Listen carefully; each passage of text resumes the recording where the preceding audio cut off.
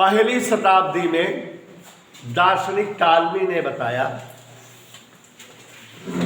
यही कदम समझाए थे। पहली शताब्दी में दार्शनिक टालमी ने बताया कि पृथ्वी स्थिर होती है सूर्य तथा अन्य ग्रह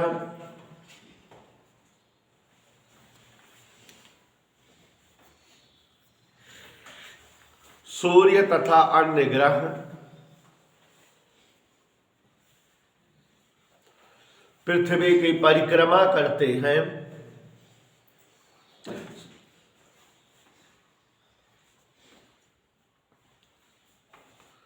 पांचवी शताब्दी में तेज लिखो बेटा, आयुष के भाई जल्दी लिखो, शिवांशु बोल दो तेज लिखे। पांचवी शताब्दी में भारतीय गणितज्ञ आर्यभट्ट ने गणना करके प्रतिपादित किया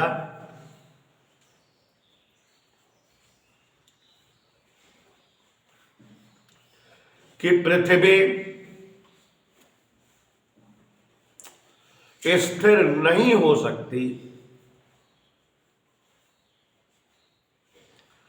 यह अपनी धुरी के सापेक्ष घूर्णन गति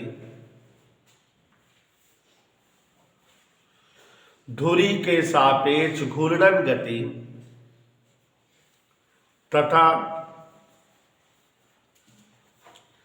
सूर्य के चारों ओर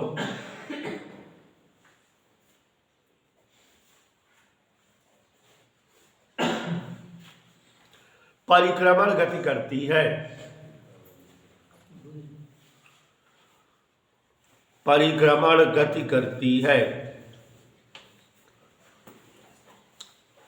1000 वर्षों के बाद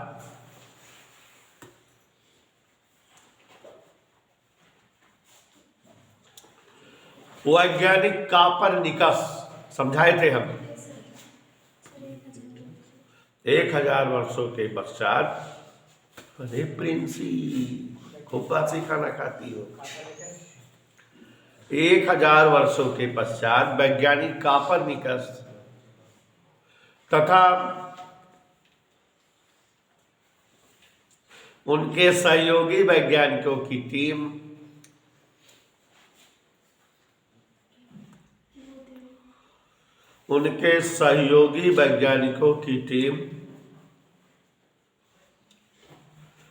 ने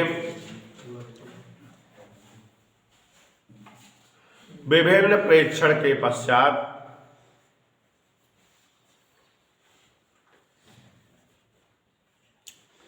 यह सिद्ध किया कि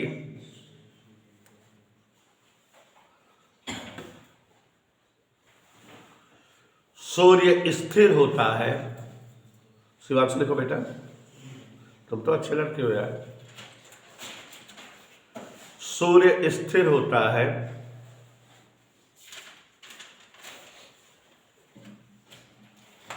पृथ्वी तथा अन्य ग्रह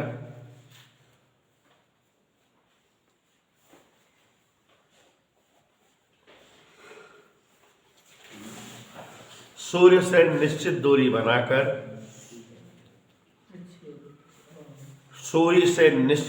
बनाकर सूर्य की परिक्रमा करते रहते हैं।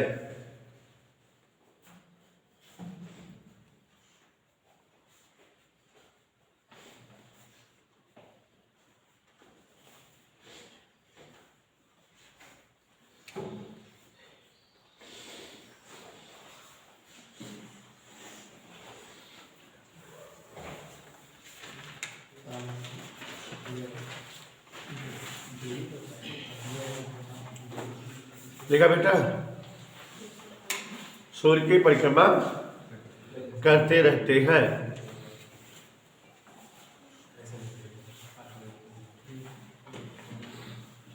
वैज्ञानिक टाइको ब्राहे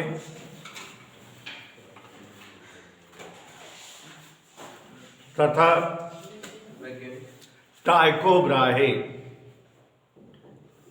टाइको ब्राहे तथा उनके सहयोगी वैज्ञानिकों की टीम ने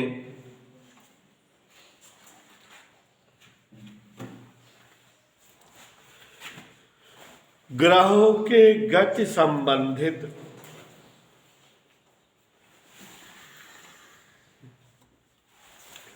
विभिन्न प्रेक्षण प्राप्त किए।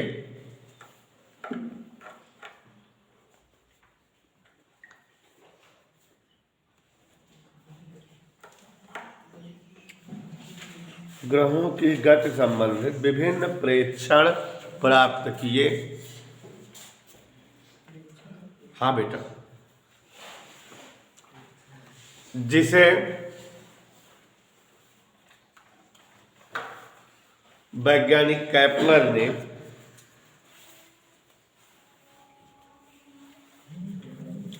पूर्णतया प्रतिपादित किया। कैप्लर ने पूर्णतया प्रतिपादित किया।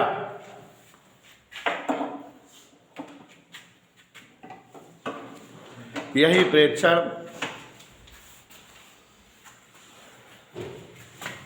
कैप्लर के ग्रहों के गति संबंधित नियम कहलाए।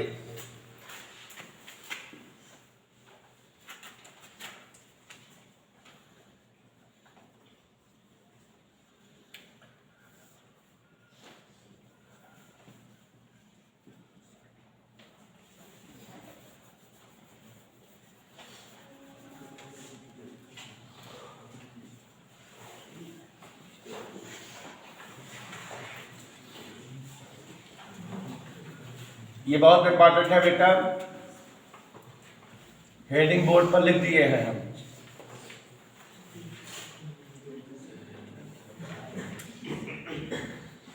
समझ समझ के उनेसा जी लिखना है। हमारे बीच महवीज भी आई हुई हैं। अरे उनकी बहन समरीन महवीज सो गई हैं। तो हेडिंग साजिद नाडिया वाला बोर्ड पर है, ग्रहों के गति संबंधित कैप्लर के नियम। याद करिए वो भयानक ठंडी वाली कल की सुबह जब हमने आपको पढ़ाया था कि कैप्लर ने ग्रह उपग्रह की गति के संदर्भ में कुल कितने नियम दिए? 3 नियम दिए। प्रथम नियम, द्वितीय नियम और पहला वाला नियम दिखाए और बताए थे कि प्रत्येक ग्रह सूर्य की परिक्रमा दीर्घ वृत्ताकार पथ पर करते हैं और सूर्य उस दीर्घ वृत्तीय पथ के किसी एक नाभि पर होता है। यही बताए थे ना, याद करिए। प्रथम नियम बताए थे बच्चों, पहले समझ लीजिए। इधर देखो, ये क्या है? ग्रह है। क्या कर रहा है? परिक्रमा। कैसे पथ पर कर रहा है? किसकी परिक्रमा कर रहा है? सूर्य। ये परिक्रमा कर रहा है, ऐसे दौड़ी भागी। ये क्या है याद करके बताओ। कल बताए थे कि जो दीर्घवृत्ताकार आकृति होती है उसमें व्यास के बजाय दीर्घाक्ष और लघु अक्ष होते हैं। इसे क्या कहा जाता है? दीर्घाक्ष। और ऐसे क्या कहा जाता है? दीर्घाक्ष की लंबाई 2a, लघु अक्ष की लंबाई 2b। और आपको बताए थे कि जैसे वृत्त का क्षेत्रफल पाई आर स्क्वायर, वैसे दीर्घाक्ष का क्षेत्रफल पाई ए बी, दीर्घवृत्त का क्षेत्रफल। बाय द वे, तो ये जो है दीर्घवृत्त है, इसकी एक नाभ यहां होगी, एक नाभ यहां होगी। नाभियां S1 S2। सूर्य चाचा यहां भी हो सकते हैं और यहां। तो हमने आपको बताया था कि जब जो है, याद करो, ग्रह सूर्य की परिक्रमा करता है तो ग्रह सूर्य की परिक्रमा दीर्घवृत्ताकार पथ पर करता है और सूर्य उसकी किसी एक नाभि पर होता है। देखो कितना बढ़िया सूर्य बना दिया, देखा? उग रहा। तो ये पहला नियम है बच्चों, चित्र में आ गया। प्रत्येक ग्रह सूर्य की परिक्रमा दीर्घ वृत्ताकार पथ पे करते हैं और सूर्य उस दीर्घ वृत्तीय पथ की किसी एक नाभि पर सिचुएटेड होता है।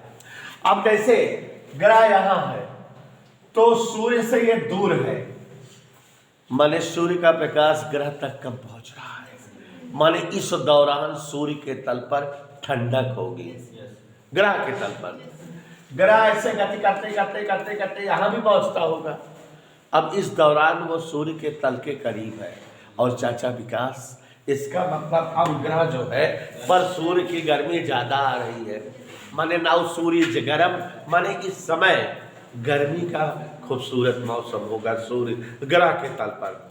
और यहाँ पर ध्यान दो, यहाँ से यहाँ तक गर्मी, फिर उसके बाद ज्यादा बरसात ऐसे चलती होगी।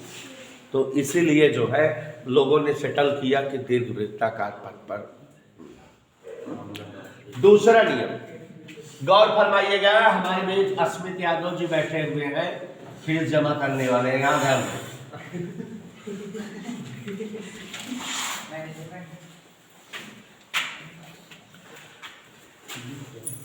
ये क्या है? ग्रह द्वारा तय दीर्घ वृत्ताकार पथ की फोटो है। इधर क्लियर बेटा? ये क्या है? उस दीर्घ वृत्तीय पथ की दीर्घांश है। यहां क्या है? चच्चा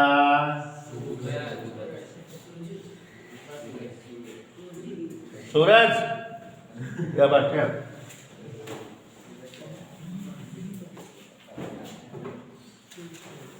सन इज हियर। अब बेटा दूसरा नियम ताड़ो, जब ग्रह सूर्य की परिक्रमा करते हैं तो ग्रहों द्वारा समान समय में समान क्षेत्रफल तय होता है। अब ये क्या मतलब है? ये देखा गया है कि जैसे ग्रह मान लो यहां,